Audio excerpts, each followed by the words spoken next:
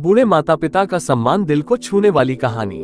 किस तरह हमारे माँ बाप बचपन में अपनी सारी खुशियों को त्यागते हुए हमें पालते हैं, बड़े करते हैं और हर बात का अच्छी तरह से ख्याल करते हैं और कभी भी अपने बच्चों से दुखी भी नहीं होते हैं और यहाँ तक कि उनकी हर शरारत और परेशान करने वाली बातों से तंग न होते हैं, बल्कि उन्हें हर हाल में अच्छे बनने की राह में लगाए रहते हैं।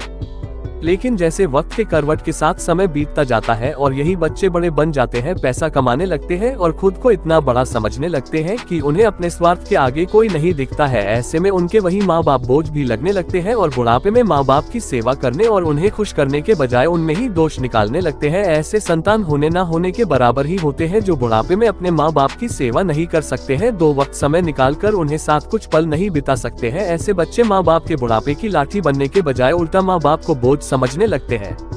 तो चलिए, जिस प्रकार हमारे माँ बाप हमारे वजूद के कारण होते हैं, फिर वही माँ बाप इन बच्चों के लिए बोझ लगने लगते हैं। इसी सोच पर ये दिल को छू लेने वाली कहानी माँ बाप का सम्मान को पढ़ते हैं, जिन्हें हम सभी बहुत बड़ी सीख ले सकते हैं। बूढ़े माँ बाप का सम्मान, दिल को छू जाने वाली कहानी। एक 80 वर्षीय व्यक्ति अपने 45 वर्षीय उच्च शिक्षित बेटे के साथ अपने घर में सोफे पर बैठा था। अचानक उनकी खिड़की पर एक कौवा बैठ गया। पिता ने अपने बेटे से पूछा, यह क्या है? बेटे ने जवाब दिया, यह एक कौवा है।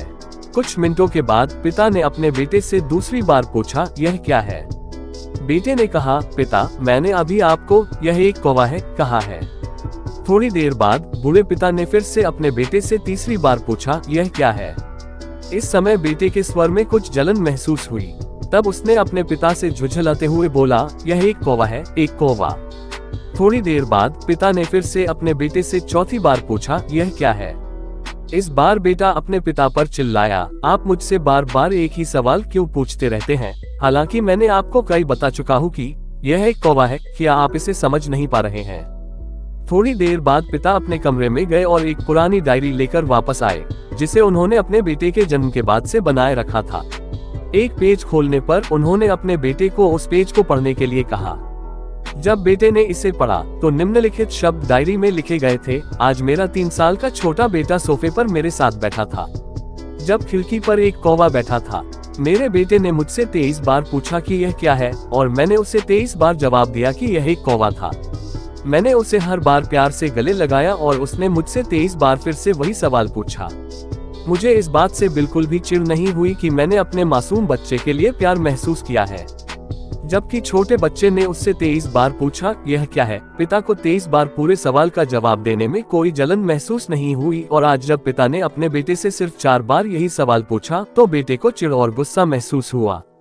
इससे पक्का उस बेटे को अपने किए गए व्यवहार का पता चल गया था, जिससे चलते अब वह मन ही बहुत शर्मिंदा हो रहा था। शायद उसे अब किए गए अपने बूढ़े पिता के प्रति व्यवहार पता चल गया था। इसलिए यदि आपके माता पिता जब बुढ़ापे में होते हैं, उन्हें न तो पीछे छोड़े और न ही उन्हें एक बोझ के रूप में देखें, बल्कि उनके साथ एक दयालु शब्द बोले, शांत, आज्ञाकारी, विनम्र और उनके प्रति दयालु बने।